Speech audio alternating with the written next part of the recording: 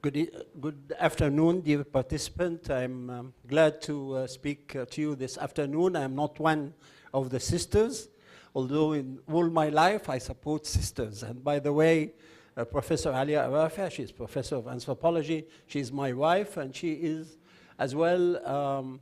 She's from Ain Shams University, but they wrote in the program that I am in the women college. I wish I am, but I deal with science.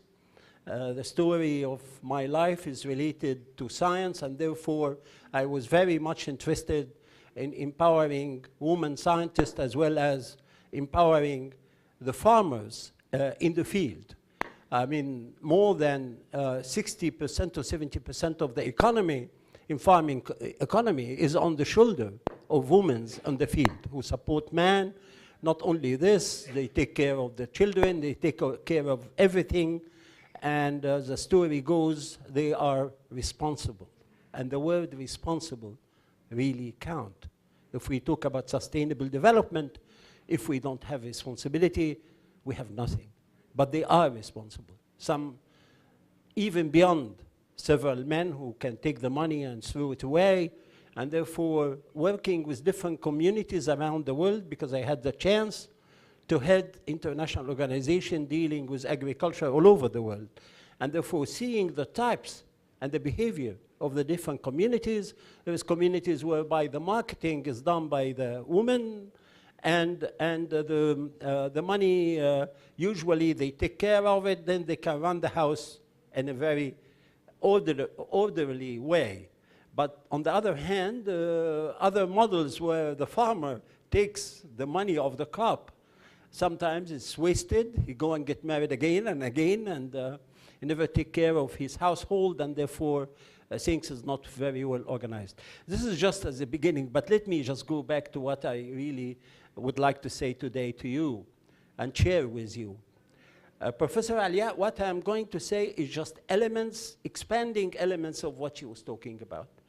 We talk about a world which is facing great challenge. And if we are in the verge of a new horizon, yes, we are, because there is no way out if we don't change.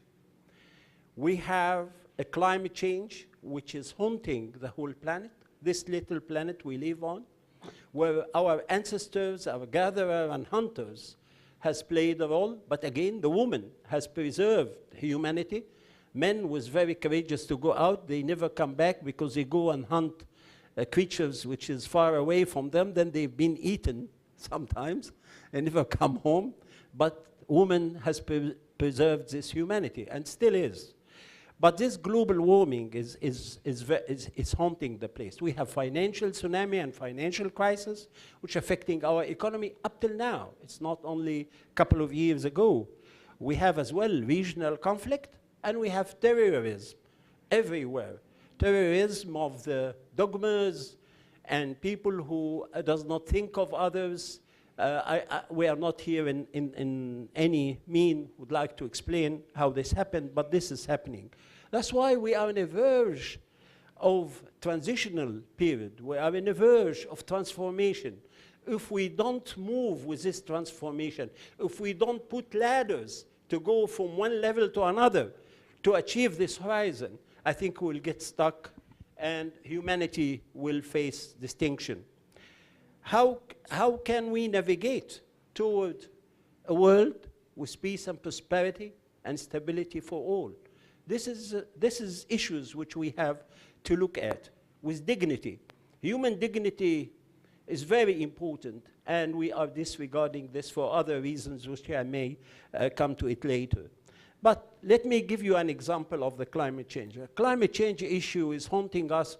I was member of the international board which put the 2006 document on the impact on global ecosystem out of the change of climate change. And this was an early wake-up call for humanity. This 11 reports came out from the United Nations. It was just checking us that, watch it, things is changing, and sometimes it's irreversible. What we have done, what the world leader has done, either ignore it or say, we and them. And the idea of we and them was led by a leader of a country which I love its people, but he was a leader of a huge country. And he said we and them. Once you start saying we and them, you don't see the interest of the globe. You don't see the interest of people. Climate change is going to impact, it will reduce by 2040 to a level of 50% all the agricultural production. It will have an impact on outmigration. 200 million people will have an exodus from their own homes to somewhere else. They will cause socio-political upheaval. And this is not measured. We will just disregarding this. A National Academy of Science from the country where this leader said we and them has produced a wonderful research saying climate change is happening. Be careful. This is the American Academy of Science. And this was published in the Washington Post, but this was ignored and ignored. I mean, I would like to mention for fairness for this country, we have leaders like Al Gore who said, watch it. Things is changing and we need to do something. I once said that Al Gore movie should be played every day for the leaders of the world in order for them to recognize things is changing. I was a vice chair of a board for the Global Crop Diversity Fund, and we had our meeting in Svalbard, where we built with the Scandinavian or the Nordic Gene Bank a vaults in the glacial ice to preserve the genetic diversity of mankind. And we have done this, and when we were there, they took us in a tugboat, and you can see the glacial ices coming down by chunks. Each chunk is about from 2 to 4 tons coming on the sea. Then we have to wake up. Things is happening. The sea level is going to increase. Temperature is going to increase by 4 centigrade by year 2040. And therefore, we have to be very careful. My country, Egypt, is very much threatened of the increase of the sea in the Mediterranean because we will lose the delta, whereby more than 70% of the people live, their livelihood depend on the delta and its fertile land, and let alone the increase in temperature. But having said this, we need to know that fortunately, science and new science is bringing new hope. Genetic engineering, for instance, will give us tolerant plants to increase temperature, as well as it will give us tolerance to plant, to flora, to insects and pesticides, as well as insects, as well as bacteria and fungus, which will affect the disease of the plants, as well as animal production. New avenues in genetic engineering, not the genetic engineering we know 10 years ago. I mean, lately, we have something called gene editing.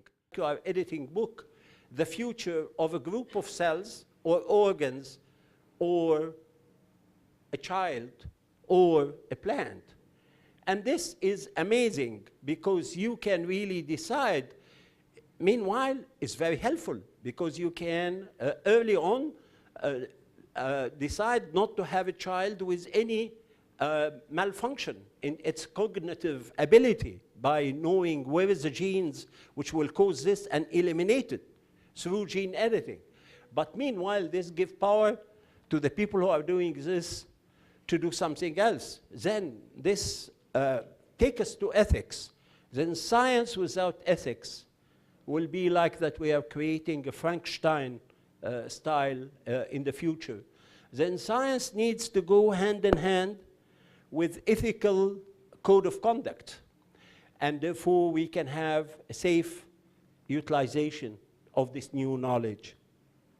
But if I just go through other aspects which relate to ethics, it's a prejudice, racism, as well as discrimination, which is happening around the world. It's again, it's embedded in me and them, not we. And this is a great crisis. I mean, can you imagine that I have attended, I mean, I don't want to mention numbers, but I've attended several of the international meetings for climate change. One of them was in Copenhagen, and the people in Copenhagen was wonderful. They put signs everywhere in the city saying, Copenhagen. This is the hope of the world, that in Copenhagen we will have an adaptation fund, and we will have a fund which will help the developing countries to grow under this change of climate change. Therefore, they can adapt to this. Copenhagen didn't work, and we came out of Copenhagen with no hope because there was no political will. The next meeting, we were in Cancun, in Mexico, wonderful Mexico. And then the motto there was, in Cancun, yes, we can. And in Cancun, we didn't do anything. We came out. This is nations of the whole world. We came out with niente, with zero, zillish, because of lack of political will.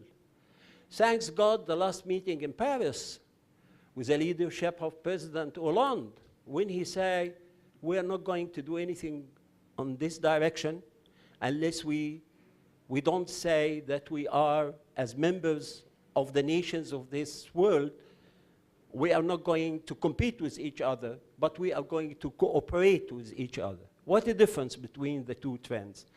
I hope that the signal he said will be taken, because this is a challenge. He has to change, or we have to change a lot of things to move forward.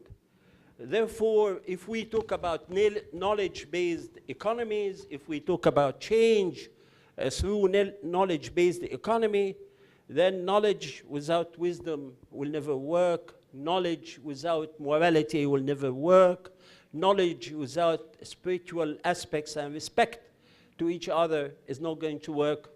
Therefore, it's only how we can see that we are all one. I cannot repeat what Professor Rafa has said, because what is said is right, in my opinion, is the right path forward.